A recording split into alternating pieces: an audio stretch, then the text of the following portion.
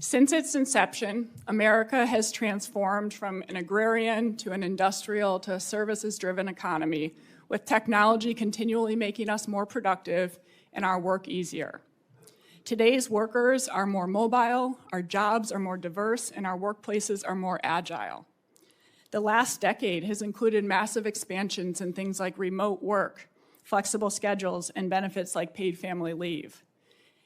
And online work platforms like Upwork and Instacart have created new income opportunities and expanded the workforce. But one thing hasn't changed, and that's workers' desire for a voice and their personal rights in the workplace. Yet, most of America's labor laws are 75 years old and were enacted in a male, union, and manufacturing-dominated labor market that does not reflect the realities of today's expanded innovation and merit-driven workforce. When considering current labor issues, I want to acknowledge some potential unintended consequences of government dictates and make the case for a pro-worker modernization of labor laws. First, it is understandable that after voting in a union, workers want quick action. But the Faster Labor Contract Act's arbitrary and unrealistic deadlines and its ceding of authority over private contracts to unelected government bureaucrats could hurt workers. For example, the act could strip workers of the right to vote on contracts, reduce unions' clout in negotiations, limit the effectiveness of workers' right to strike, and potentially even lead to slower contracts. Moreover, the act could face legal challenges because mutual assent is an essential element of a legally enforceable contract. It also does not go unnoticed that this hearing is taking place amidst a government shutdown because two parties could not come to an agreement within a designated time period.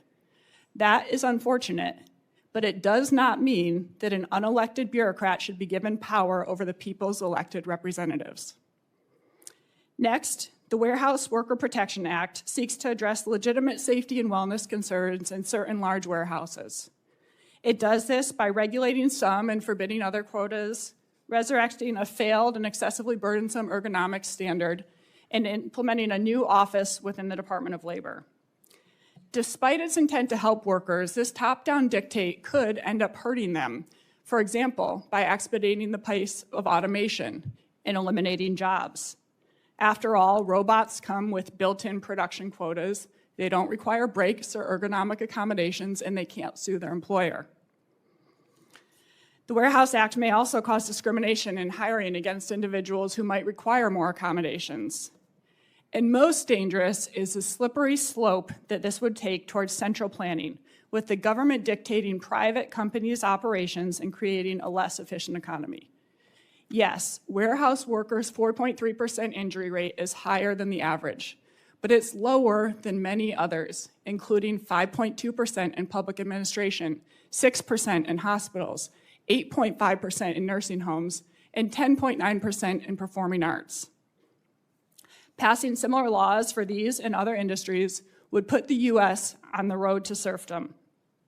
Instead, workers need laws that put them in control, starting with the National Right to Work Act that would let all workers choose whether or not to join a union. Next is the Employee Rights Act, a comprehensive pro-worker modernization package that preserves people's rights to work independently. It protects pathways to entrepreneurship that are free from corporate control. It ensures secret ballot elections and limits voting to U.S. citizens and legally authorized workers. It gives workers the freedom of association. It prevents DEI discrimination in union contracts, and it requires unions to get permission from their workers before using their dues for politics. In addition, a package of bills recently introduced in this HELP committee would unlock workplace benefits for independent workers, and the Worker Enfranchisement Act would create more democratic workplaces. America's workforce is dynamic and resilient, and it has the potential to become even more so. Workers' core priorities, job security, upward mobility, personal freedom, they have remained steadfast even as technology, demographics, and workplace structures continue to evolve.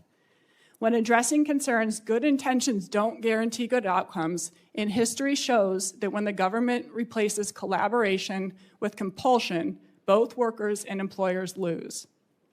A better way forward is to modernize labor laws to preserve the freedom, dignity, and opportunity that make American work exceptional. Thank you.